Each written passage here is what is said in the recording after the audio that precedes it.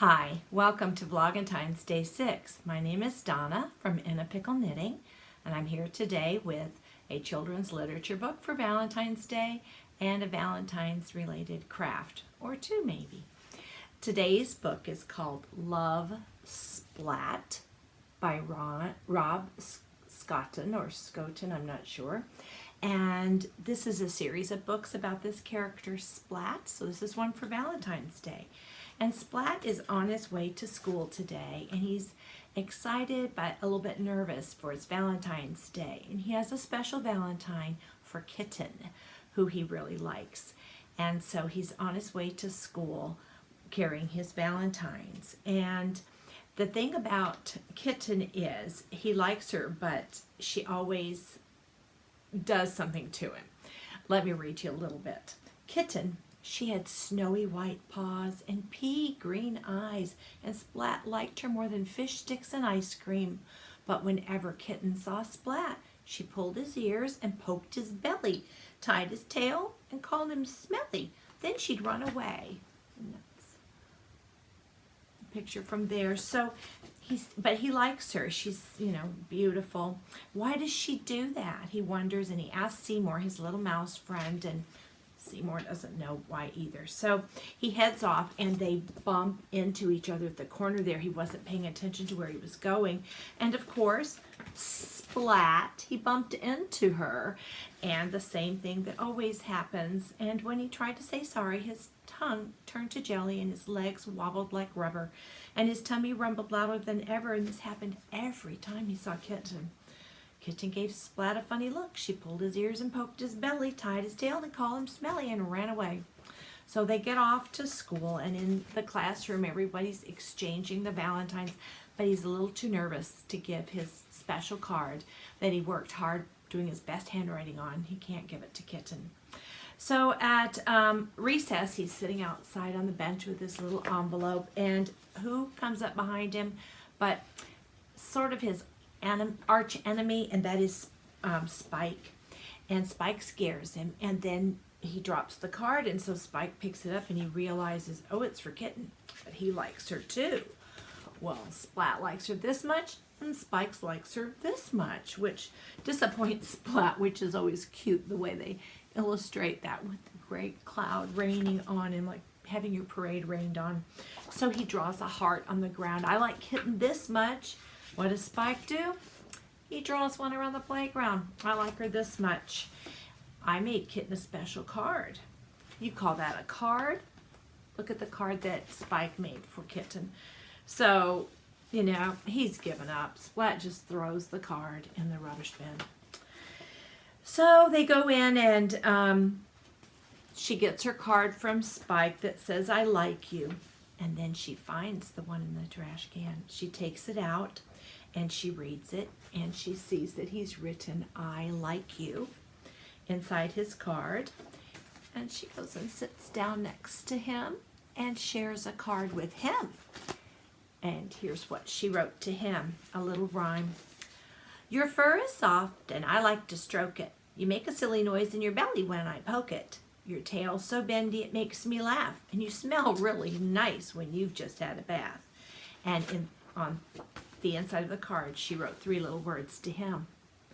I like you. And that's the end of the book, called Love Splat. A very sweet little book. Particularly if you read the other Splat books, then this one is especially nice because the children already know the history of the Spike character and the Kitten character, as well as Splat. So that is our book today. Now our crafts. Actually, I have a couple of things. First of all, I'm wearing a shirt that I made, and I didn't make it specifically for Valentine's Day, but I did buy the fabric with that in mind. However, once I finished it, and I hope it doesn't look too much, I decided it was pajamas, and my husband agreed when he saw it. He says, yeah, it does sort of, look. So I've worn it as pajamas, but it is a shirt, and I made it out of a knit fabric, and I meant to put a little piece of it here. I'll just come up here and show you. It's a stretchy knit, but it's fairly thin. So it feels nice as pajamas, but also makes a lightweight shirt.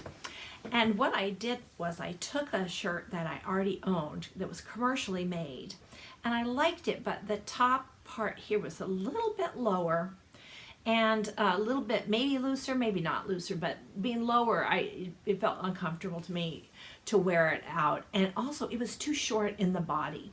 It just hit me at a spot that I thought was not particularly flattering. So I took that shirt apart and I made a pattern from it, and I lengthened it to make it a longer length that I would like.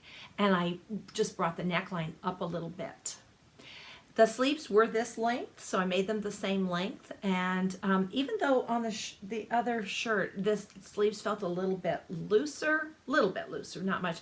These feel slightly tighter, but they don't feel tight. So it actually was an experiment that turned out well. The shoulders seams are right here at the end of my shoulders, and this is up higher where I like it. So this is the first garment I've ever made for a human person, a living person.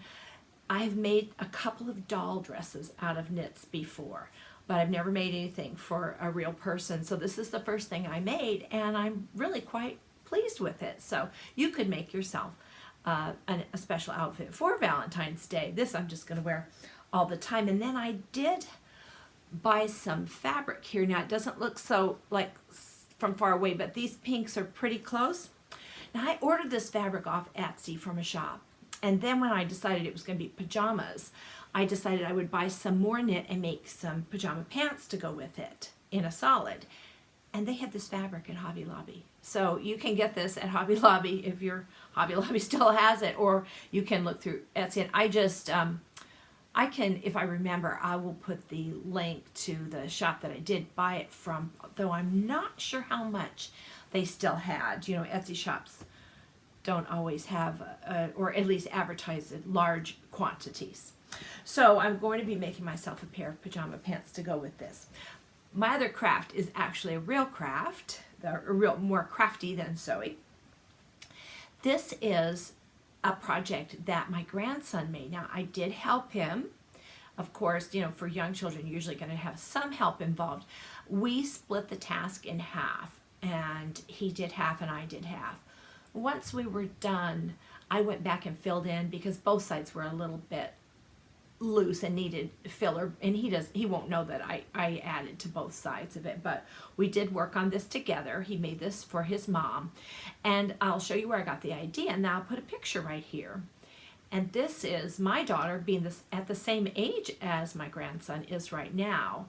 In her kindergarten classroom, they made this same project as a Mother's Day gift. So here's a picture of us with us holding that Mother's Day gift. Now when I went to find the hearts, metal heart, because that one was just a single heart, I couldn't find one like that, but I did find one that was three layers of hearts, but they were all metal. So here is our fabric heart that we made together, and I will also put a picture in here now of him actually working on it. One demonstration of how to put these on, and he had it, and he's 5.5, so it is something I knew it could be done because my daughter's class did it when she was in kindergarten, but he's going to give this to his mom on Valentine's Day to hang up in their house. It's a heart wreath. Now to make this, what I did was, you can see here there's a second line of the heart here. I had thought we could do the fabric strips on both parts, but when I tried it, it really didn't come off looking any better. It was, because this is fairly full, it just wasn't adding anything to it, so I decided not to. But there was an inner ring, and I cut that off. I've got it over here. I cut that off with wire cutters so that it wouldn't show up front, because it was showing here, and I thought, well, if we put some on it here, we could face them in. That did not work at all, did not look good. So these are just, again, the fabric scraps I've had from all the other projects I've been working on. I took and just cut about 1-inch wide strips, and I pinked them with my pinking shears after it was all done. So I actually cut them a little bit longer than they needed to be. They would have really been floppy if they were about out here, probably 2 inches longer. I think I cut them about 1 inch by 10 to 11 inches long. But that was because I was going to pink the edges, and I thought it I could do it first, but it might be better to do it afterwards and then just come through, and you could kind of trim it a little bit better. Some strips were longer than others. It would be better just to do that at the end. So that's what I did, and I am at the end of this. I'm going to just do a real quick time lapse or speed it up of just quickly how you put those on. I could do it here, but I feel like I would be so wobbly that it'd be better if I had it flat on the table just to show you, because it's so simple. Like I said, he figured it out right away with just one showing, and then I think I just said, oh, just be sure and pull it tighter or something like that. So it is very, very easy, but I'll just show you how I did that. So that'll be really fast at the very end. So craft-wise, that's all I have today. And book-wise, that's all I have today. So I hope that I will see you again tomorrow for Vlogentines number 7. Bye. Thanks for watching.